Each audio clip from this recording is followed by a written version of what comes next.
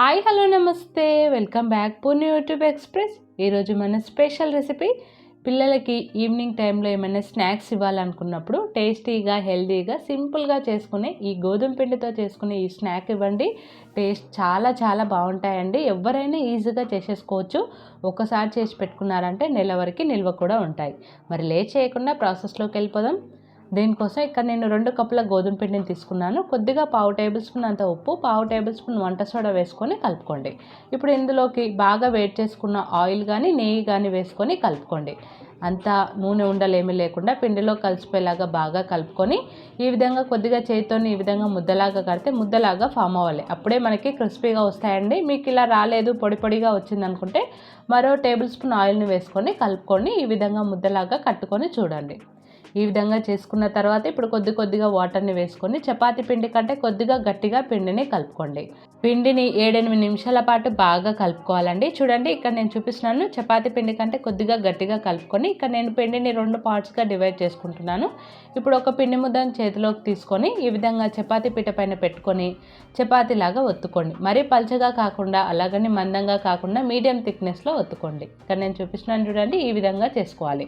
ఇప్పుడు ఏదైనా water bottle cap తీసుకొని దాన్ని ఈ విధంగా మనం ప్రిపేర్ చేసుకున్న చపాతీ పైన ఈ విధంగా ఒక సైడ్ ప్రెస్ చేయండి. చూడండి, ఈజీగా మీకు హాఫ్ మూన్ షేప్ వచ్చేస్తుంది. చూడండి ఎంత బాగా వచ్చాయో. ఈజీ అండి, ఎవరైనా ఈజీగా చేసేసుకోవచ్చు. చాలా సింపుల్ ప్రాసెస్ ఇది. అన్నిటినీ కూడా ఇదే విధంగా చేసి పెట్టుకోండి. ఎక్స్ట్రా పిండి మిగిలితే దాన్ని మళ్ళీ పిండి ముద్దలాగా చేసుకొని చపాతీలాగా చేసుకొని ఈ విధంగా చేసుకోండి. అన్నీ ఇదే విధంగా చేసుకున్న తర్వాత డీప్ ఫ్రై సరిపడా ఆయిల్ పెట్టుకొని ఆయిల్ మీడియంగా వేడవ్వాలి, గుర్తుంచుకోండి. స్టవ్ని లో టు మీడియం ఫ్లేమ్లో పెట్టుకొని ఆయిల్లోకి సరిపడినని వేసుకొని వాటంతట అవే పైకి వచ్చేంత వరకు కదిలించొద్దు.